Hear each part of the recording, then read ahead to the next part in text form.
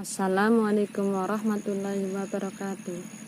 Saya di sini akan mempresentasikan kelompok 12 yang bertema konsep memahami reasoning. Pengertian konsep memahami reasoning menurut Suarjono, penalaran adalah berpikir logis dan sistematis untuk membentuk dan mengevaluasi suatu keyakinan terhadap suatu pernyataan atau asersi. B. Unsur penalaran dan struktur penalaran. Struktur dan proses penalaran dibangun atas 3 dasar konsep penting, yaitu 1. Asersi adalah suatu pernyataan biasanya positif yang menegaskan bahwa sesuatu adalah benar. 2. Keyakinan adalah singkat kebersediaan untuk menerima bahwa suatu pernyataan atau teori mengenai suatu fenomena adalah benar. 3. Argumen adalah serangkaian asersi beserta keterkaitan dan inferensi atau penyimpulan yang digunakan untuk mendukung keyakinan.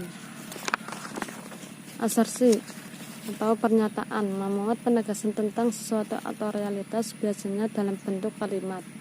Beberapa asersi mengandung pengkuantifikasi, yaitu semua, tidak ada, dan beberapa.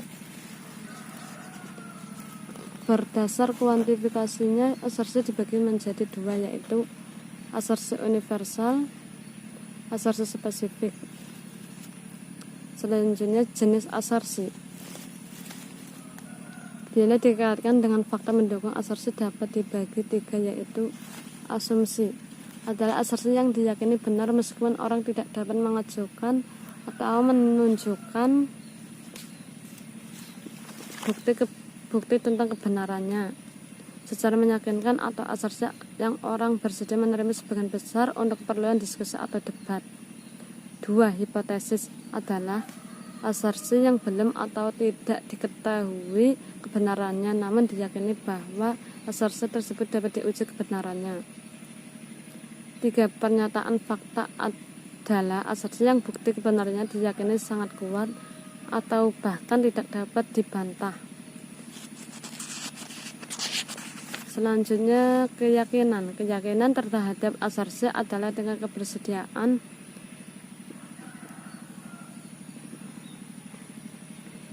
untuk menerima bahwa asersi tersebut benar. Argumen terdiri dari serangkaian asersi. Asersi berkaitan dengan yang lain dalam bentuk inferensi atau penyimpulan. Asersi dapat berfungsi sebagai premis atau konklusi yang merupakan komponen argumen.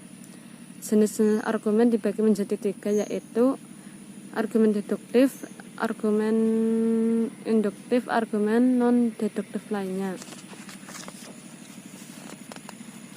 Penalaran